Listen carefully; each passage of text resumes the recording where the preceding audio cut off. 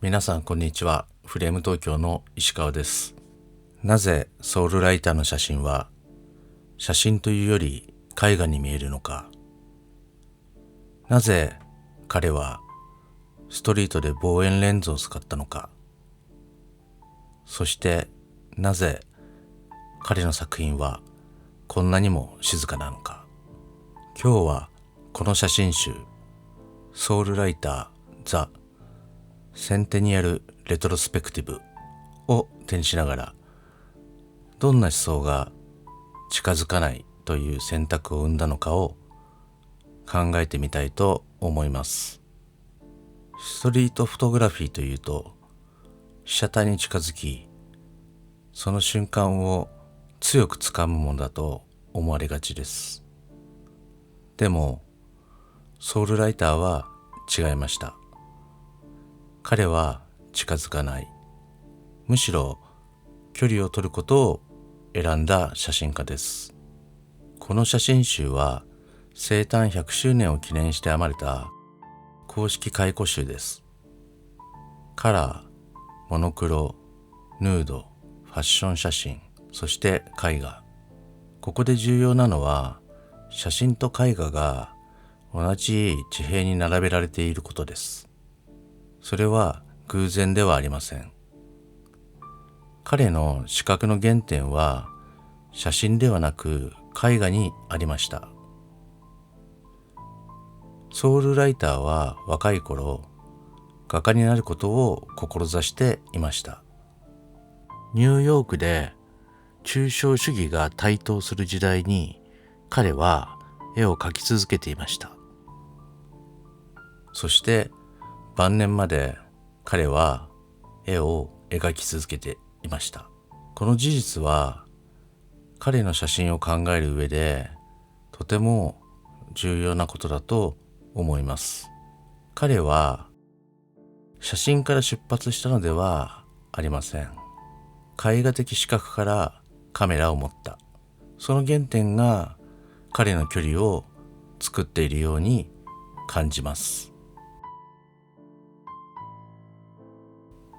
ライターは90ミリから150ミリ、時には300ミリといった望遠レンズを多用しました。望遠レンズは空間を圧縮します。遠近感を弱め、背景を溶かし、世界を平面に近づける。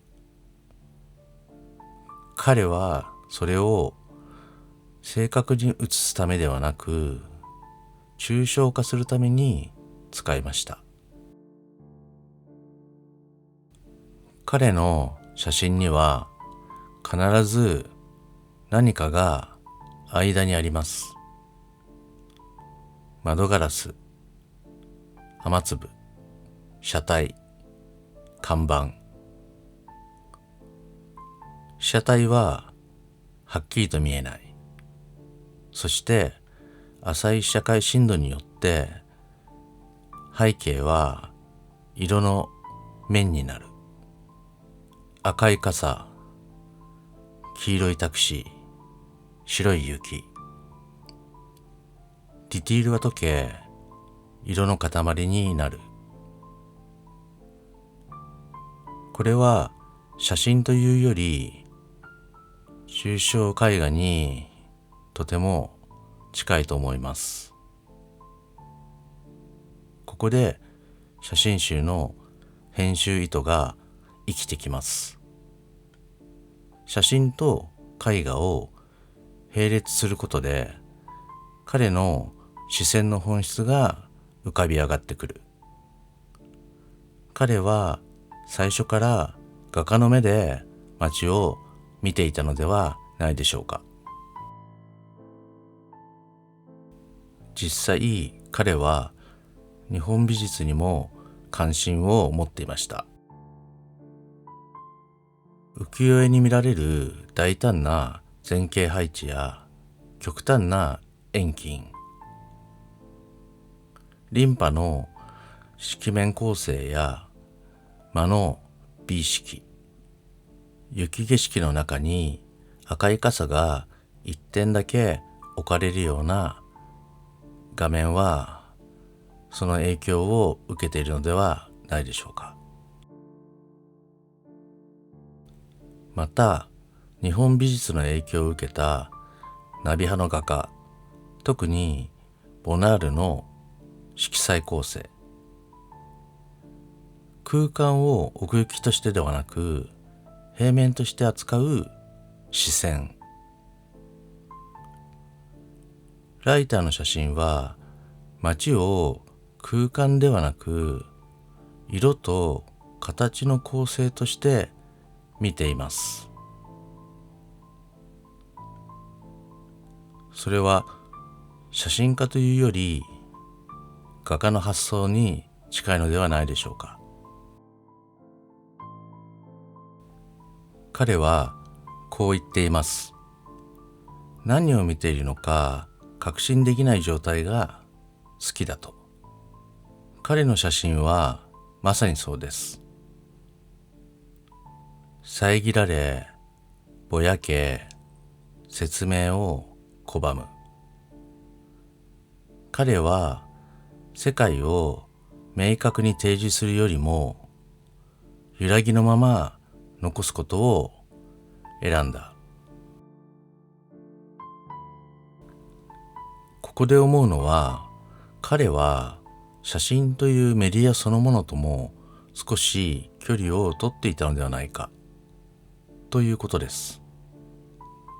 多くの写真家が写真という表現に強い意志や目的を持って向き合うのに対して、ライターは写真を主張の道具として使っているようには見えません。むしろ絵を描くように街を写しているように思えます。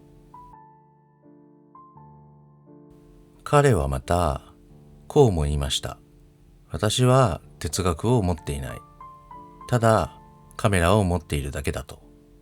けれどその距離そのものが彼の思想だったのではないでしょうか。彼は50ミリも使っていました。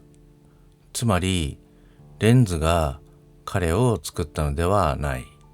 彼の視覚がレンズを選んだ。距離は機材ではなく思想から生まれているのではないでしょうか。写真は近づく勇気だけで作られるものではありません。離れることで見えてくる世界もある。ソウルライターはレンズを使って絵を描くように街を見ていました。もしかすると彼は写真家になろうとしたのではなく、ただ自分の視覚に正直でいただけなのかもしれません。だから彼の写真は今も静かに呼吸している。距離を取ることは逃げることではない。それは世界を別の方法で受け取るという選択です。写真は近づくことで強くなる。そう思っている人は多いです。でもソウルライターは違いました。彼は近づかなかった。遮り曖昧にし、説明をやめた。そして問いだけを残した。あなたは写真に何を求めていますか？説明でしょうか？記録でしょうか？それとも揺らぎでしょうか？一度少し距離を取ってみてください。もしかするとそこに見えてくるのは被写体ではなくあなた自身の視線かもしれません。最後までご視聴いただきありがとうございました。それではまた次の動画で。フレーム東京の石川でした。